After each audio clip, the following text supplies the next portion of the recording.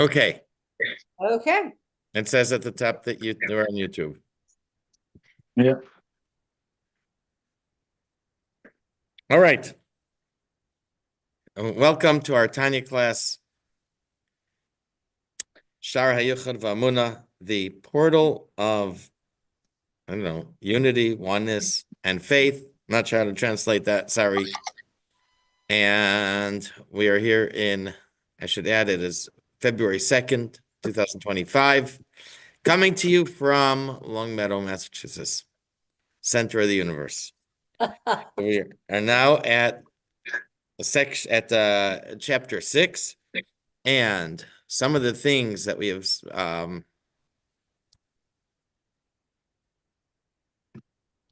established till now.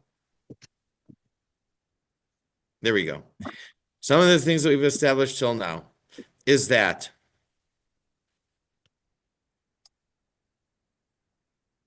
everything is actually godliness. We talked the true existence of everything in the world is the godly spark within it, or the spiritual force that originates with Hashem. And so that is the true existence of everything. We talked about the physical being, I think it's the word insignificant. And insignificant in this case doesn't mean having little importance or little significance, but having no importance, no significance. That's what we mean when we say insignificant, because the actual thing is the godly spark within each thing. We also said recently, we talked about different functions of the different things that happen to the light, divine energy. The divine light shines, and this light is overwhelming. A world could not exist, and the light has to be curtailed in order that the world shouldn't become overwhelmed and just crash and burn or cease to exist. So for this, the different names of Hashem refer to different properties, functions of the light. Specifically, we talked about Hashem's special name of Yud-Kei Vav-Kei, or Havaya. We often call it Havaya, and it is the one special name of Hashem, the most special name of Hashem. And it just means that Hashem is, and that the light shines.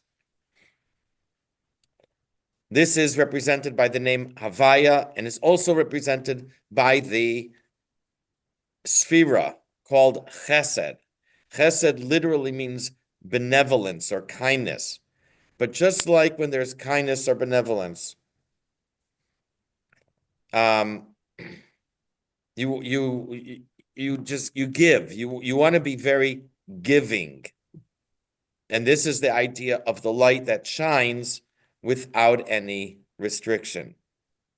And then we have the name Elokim,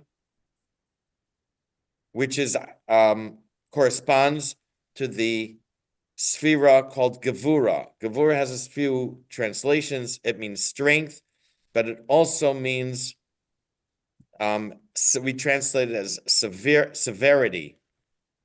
But Gevura refers to the restrictive force or constricting force that limits or limits, it controls the amount of light. And so this is a function of the name Elokim and the Sphira of Gevura, and we're going to use these interchangeably. Gevura, sometimes I'll say Gevura, sometimes I'll say Elokim, sometimes I'll say Chesed, sometimes I'll say Havaya. So this is what we've spoken about before. I'm now going to read from the notes, chapter 1. Well, I'm sorry, number one in the notes. And I should say that in the book, we are on page 159. I'm going to hold it up so you can see what that looks like, Is because that different book only editions in have different page numbers. No, is that book only in Hebrew? I have the Chaim Miller book, So which, then it would be chapter 6 yes, that's just where I am. of the Shaar, Hayichud, Vehaemuna. Right. Okay. For those who have this is 158. And we are on 159, which looks like this, the letter Hebrew letter Pei. At the bottom of the page, chapter 6. Some books have page numbers at the bottom, different page numbers. So that's why I want to show that it's 158 or 159 following the numbers on top of the page. Now I'm going to read. We began chapter 4 by saying that the name Elohim curtails the overwhelming light of Havaya. Elohim represents the sphere of Gvura, the force that controls and curtails the flow of light from Chesed. Elohim is the source of the natural order of the world, the laws of science or nature that make it appear as if the world runs on its own. Elohim provides structure for the light. As we've stated before, if the infinite light was not curtailed by Gevura, the world would not be able to exist due to the overwhelming power of the infinite light. So the infinite light is chesed. It's like kindness that just gives and gives and gives. And what we say, he's kind, someone is kind to a fault. They don't know when to stop. So then that's why we need gevura, severity, that gives structure and has properties. And that is what gives us the natural order of the world, the laws of science and so on. I'm now going to read inside at the bottom of 159, Perek Vav, chapter 6. V'inei Shem Elokim hu Shem midas hagvura v'atzimtzum. Hashem's name that when we refer to him as Elokim, this we refer to the light being curtailed. That this corresponds to the sphera that we call gevura, which means might, strength, or to be severe, severity, and also tzimtzum. Tzimtzum means that the light is being restricted and blocked from flowing. Not necessarily 100% blocked. It could be blocked 50% or 90%.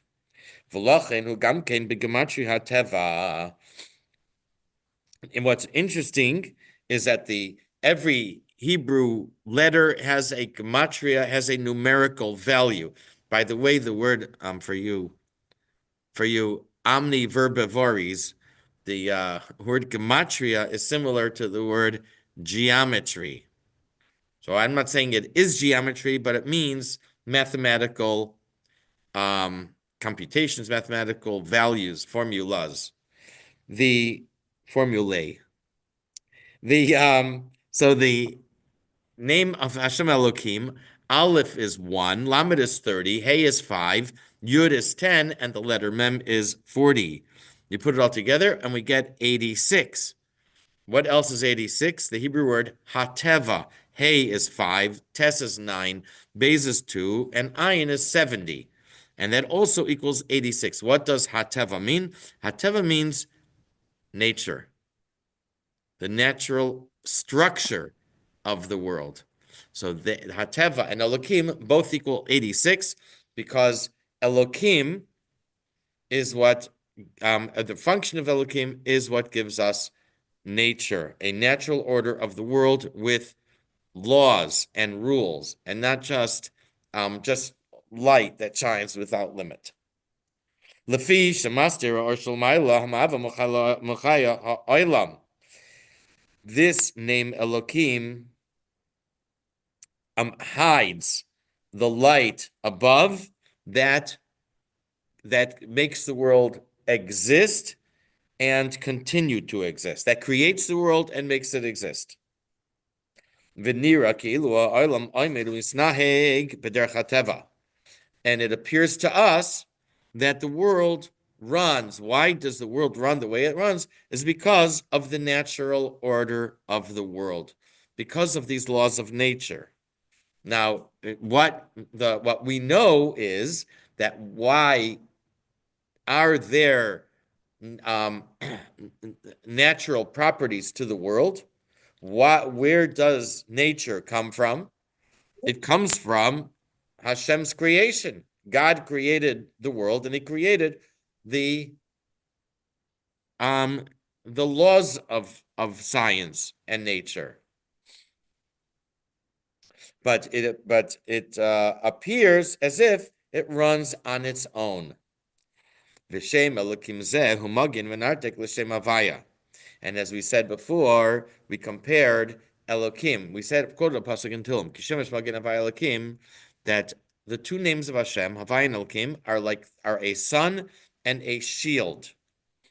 And like we said before, that the name Elokim is like a shield, and by shield we mean a pouch or a curtain.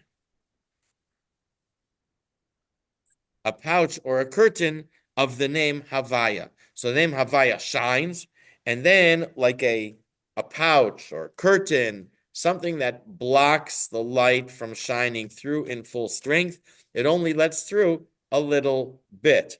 You know, you go to the store and you buy a window shade. So window shades have different ratings. It could let through a lot of the light, and there's window shades that block the light, and probably different intervals between them. So the name Elokim blocks the light and lets through a little bit.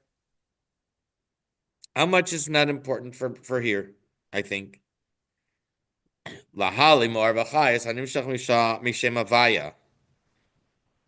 That the name Elokim is like a curtain or the window shade that blocks the flow of light, which is a function of the name Havaya, and it hides the light, Vachayus, and the life-giving force from the name Havaya. Umahava me'ayin leyesh, umahava me'ayin leyesh. Shleiskala l'nivraim, v'yibatlu b'mentzias. And the curtain also, in doing so, it allows independent entities to be created. Because if it would not limit or curtail the light, then the light would shine stronger to what's created, and they would become deleted. They would become canceled. They would cease to exist. They would come to be nullified. What? Explain that another way. I don't understand that at all. You don't understand that? No. You mean about becoming canceled or overwhelmed? Yeah. Okay. If it's dark, are you able to see anything if you're in a dark room? No, but does that mean that it's canceled? Your mind is still working. That's right. That's right. But what if you turn on a light? Now you're able to see? Yes. Okay. What if you go outside in the summer and look directly at the sun? Would you be able to see? No, No. Why not? because it would be too bright. So if we have no light, we can't see. But if we have too much light, we also can't see. You go outside on a bright sunny day, you try to drive or something, you can't see. You need to shield your eyes so that you're able to see the road. Right. Happened to me last week. I don't know if any of you go sometimes like 7:15 a.m. There's a certain spot on Converse Street, right after Redfern, where you're going right into the sun. It's like really bad. Oh, Also, terrible. depending on the time of year. So the too much light, Mallory, is also no good. That's the point. Okay. Okay? Over here, if their light was not curtailed, the light would be overwhelming. It would overpower. It wouldn't allow anything else to exist. It's much too strong. And the world just could not exist within that powerful light or expression of godliness. Is that helpful? Yeah, much more. Okay, that's what we're talking about. And this is what Elohim does.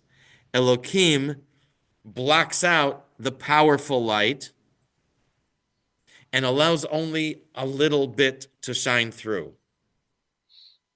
And this is called tzimtzum. Right. Tzimtzum means to narrow or to contract or to diminish. So it diminishes the light. And elsewhere it says that in two ways.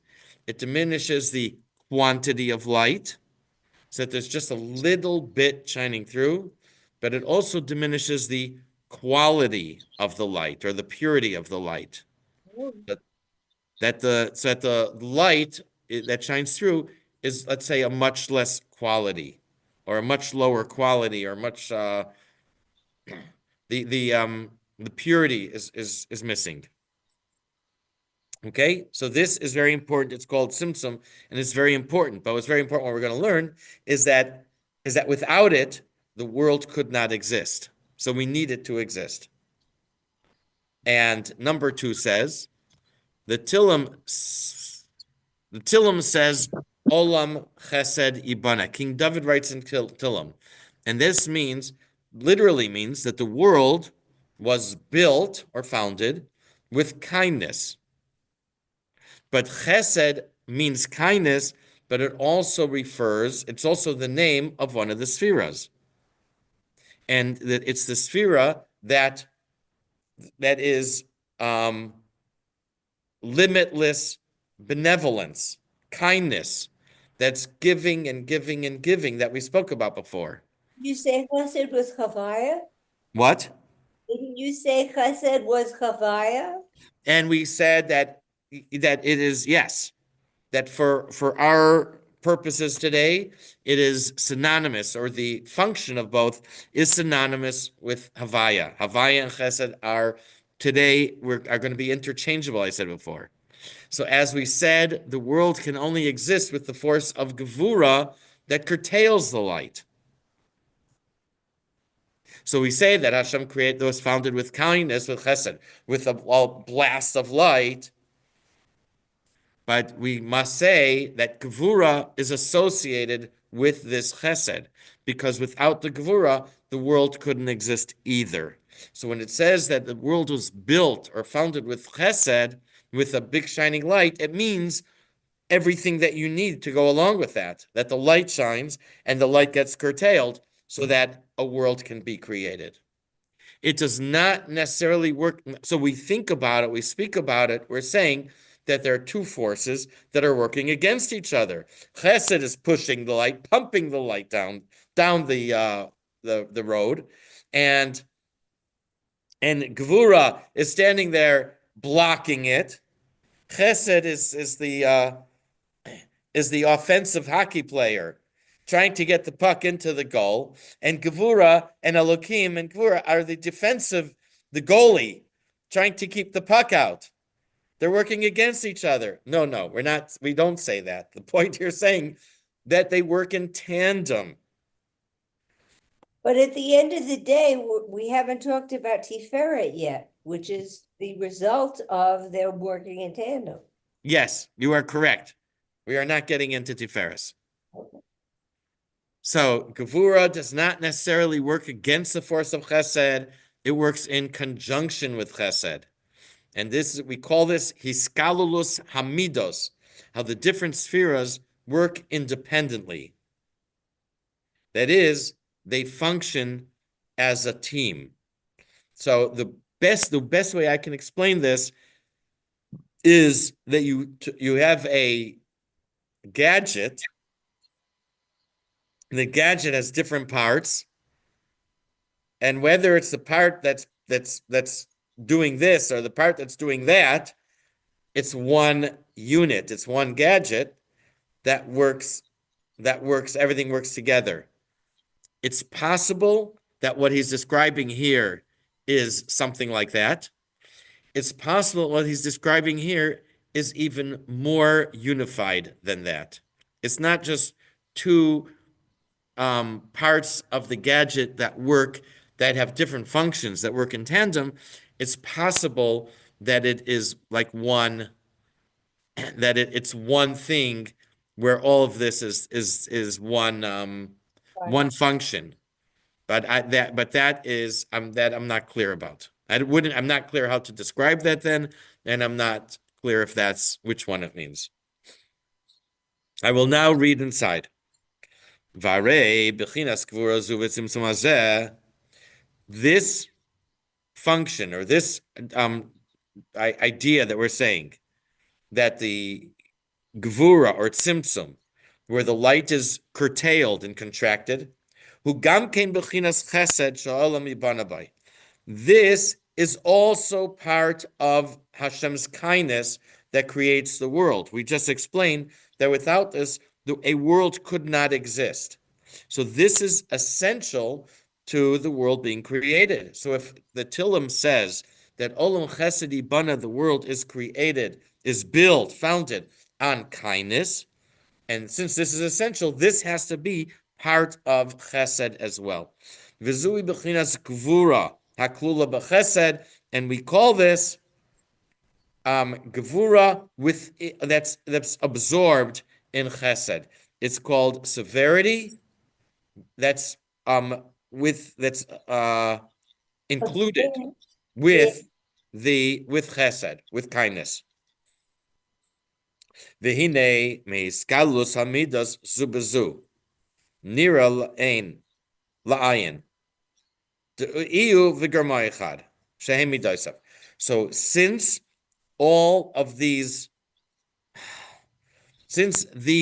traits and spheras, we have seven midos, seven midos or sphere of seven lower spheras are inter-included. I think that's a word, inter-included or interdependent, and that is definitely a word that I've seen before. It's not dependent on each other and not independent of each other, but they're interdependent, where they all function together. Therefore, we say Therefore, we say that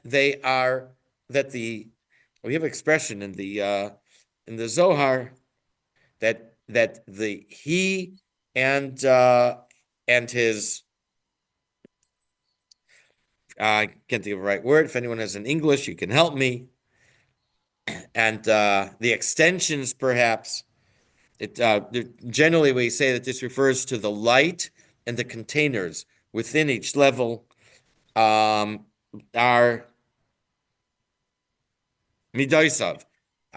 They are all one. We say that in the level of Atzilus, and other places it says that the light and the containers are one. And this is what it means here, that he and his garmahi, I guess means what he creates, are one thing. Because at that level, they are all totally unified. But if everything is God, they have to be. Okay. No? But we're talking now, yes, but we're already speaking about traits. So once we're already speaking about traits, we're already on the way towards creation. I want you to think about when we speak about Hashem here, we're not talking about a point or even in a huge giant entity. We're talking about the light from Hashem that creates the world. And this light travels, if I can say, along a continuum. I'm sorry if I'm not using that word right, but it travels a path. It travels along a continuum in order for the world to be created. And we always speak about somewhere along that line, somewhere along that journey, somewhere along that continuum. At this stage, at this spot, there are garmohi, there are midosov, there are the um the functions, there are the straits. There are different functions there. There is chesed, there is gvura. So that's already somewhere along the journey. It's not within the essence. It's not at the core. But on the other hand, it is at this level, we can say that it's one with the light, one with Hashem. Because they are, because they're absolutely one with Him. Therefore, they are also one with each other, uklulus zumizu, and they are interdependent with each other. Kamaimar Eliyahu, as we say, as Eliyahu says, and this is printed in our Siddur. We read it before Kabbalat Shabbat, before Lechun. Actually, it's in our custom. We read it before Mincha on Friday. Avant hu de kosher line, that you are tied, bound with them, umiyachad line v'chule, and unified with them. And aside from you, there is no unity in the upper realms, in the supernal realms. So the main, so what he says here is that gvura is actually a function of the creation. It is a function of the chesed to curtail in order that a world should be built. Okay, can I go to number 3? Please. Okay, so we began the class several months ago with a pasuk in the Torah, what we say in the end of the first paragraph of Aleinu. Know today and set to your heart that Havaya is Elokim, in the heavens above and on earth below, there is none else. These two names work in tandem, as we just said. Typically, we think of the free flow of divine light as chesed, benevolence, and the restriction of the flow as gevurah, severity. But since an unrestricted light would overwhelm the world, and the world could not exist, Elokim is essential to the world's existence. Therefore, Elokim's restriction of divine light is actually a benevolent act. It is a form of chesed. Yeah, you As say we don't- said, Right. as we said before, this is because the different spheres work interdependently. They function as a team. And this is why the pasuk says that Havaya is Elokim. Right. It's all one thing. They're all working together to create a world. I'm going to read now inside. This is what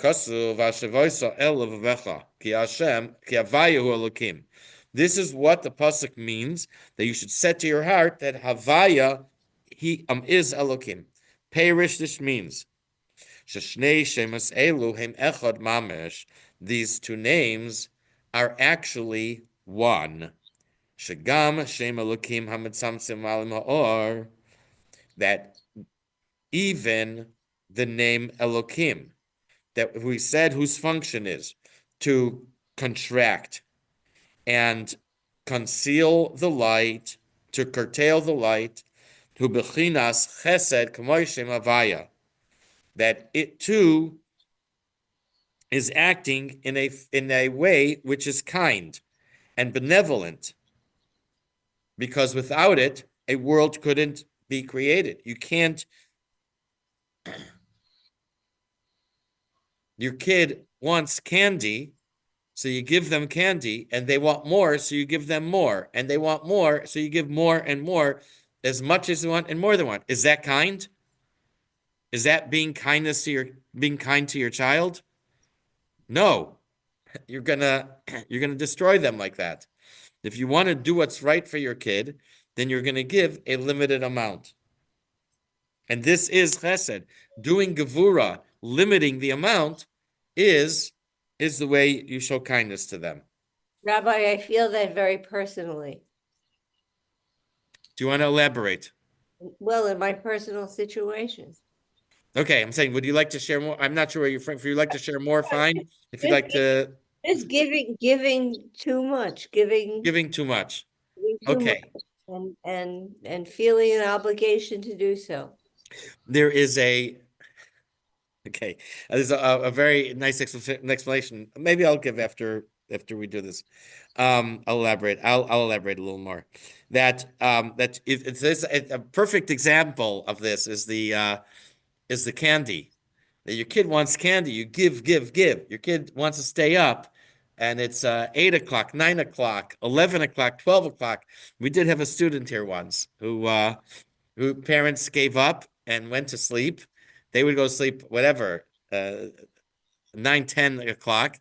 And the child was a small child, stayed up 11, 12, I don't know. And thank God, child today is happily married, very successful, nice family. But I love the example of candy. Your child wants something and you give, you give. Obviously, if you give them three cups or cans of Coke every evening, you're not doing your kid any favors. That is not chesed. That's not kindness. Okay, it looks like it, but to think that is mistaken. So the same thing here. In order for the chesed to actually be benevolent and kind, you have to, excuse me, you have to it has to be curtailed for there to be a world. Mishum shemidos v'shalkash baruch hu misyachdos imay b'yichud gamor v'hu shmayachad shemidos v'hen shmoisav. And therefore, we're going to go back to what we said before, that they are all that the different names of Hashem are interdependent, and they work together. Here, actually, again, I say that in order to explain. From what he says here, it seems that it's more than that. It says that they are unified. They have absolute yichud gamor. They have total unification, unifity, or to be unified in a total way, because hu ushmai echad, that because God and His name are one. His name refers to an external part of Him, and they are all, and it is all one. Right. For us, I'm going to add that from our perspective, we see different functions. We see it differently, and that's why we use different names. But in their essence, they are all one. What I did want to go back and mention, I once read a beautiful article that discusses this. I don't think it was a Jewish article, Torah article. Maybe it was, but they said you can't say yes to everything. There's no such thing as saying yes to everyone. I went to the ice cream store. My grandson couldn't make up his mind what flavor he wanted. They have 20, 30 flavors. He couldn't make up his mind what he wanted. I couldn't either, but I'm an adult, so I was able to pick a few of them. But you can't make up your mind. If you want everything, you can't get anything. If Right. someone comes to you and says, can you give me, let's say, can you help me study tomorrow during our break at 4 o'clock? Yes, I'll be happy to help you study. A second person comes to you and says, hey, can you help me study tomorrow at 4 o'clock? You say, yes, I'll be happy to help you study. And a third person comes and says, hey, can you help me study tomorrow at 4 o'clock? You say, yes, you're tied up with 5 different people that you're going to help study, and it just doesn't work. You're only able to do one at a time. Mhm. as you're only able to do one at a time, so you can't give yourself Unless to you're a grandparent. Unless, what? unless you're a grandparent, then somehow you manage to stretch to accommodate everybody. To accommodate everyone. There's That's no choice. yes, only yes doesn't work. That's the point. Right. Okay, whether it's this example, that example, only yes doesn't work. And you know what we did? What do we know? My kids are smarter than us, and when I'm going back 25 years, and my in-laws would buy my kids something for their birthday. They'd say, "What do you want?" And my kids were asking for things that we thought were too much for them. So at one point, we came to my in-laws and we said, "Okay, from now on, the kids, there's a price limit. What they ask for, up to $50." That's My still in-laws weren't too happy with us, but I think after a time, I think they understood the wisdom. uh-huh. So yeah, but in any case, you can't, it's just in a practical way, yes, only yes without no just does not work. I say, what do you want for breakfast? I'll have one of everything. You want you have 5 cereals, you're not going to have 5 bowls of cereal. If you're talking about giving your time, it doesn't work. Or if you're giving we marry one person. That's it. You just marry one person. You can't, hey, will you marry me? Yes. Will you marry me? Yes. Will you marry me? Yes. You can't do that to everyone. Because then in marriage, if you try to have love for everybody, then you don't have love for anyone. Okay, grandchildren, yes, you love all your grandchildren, but so this is what was it? They brought it up beautifully that only yes does not work. There has to be no. Okay, and for this we'll stop here. God willing, we'll pick up next week, next Sunday. Okay. Thank you very much. Thank That you, was Rabbi. Thank you for all for joining. But great seeing you have a class. beautiful smile on that whatever you call it. Profile. Yes. Your Thanks, profile. You look really Yeah. happy. Sure. I like it. Okay. Thank you all for joining. Good night, all. Thanks all. Next Good night. week. Okay. Bye.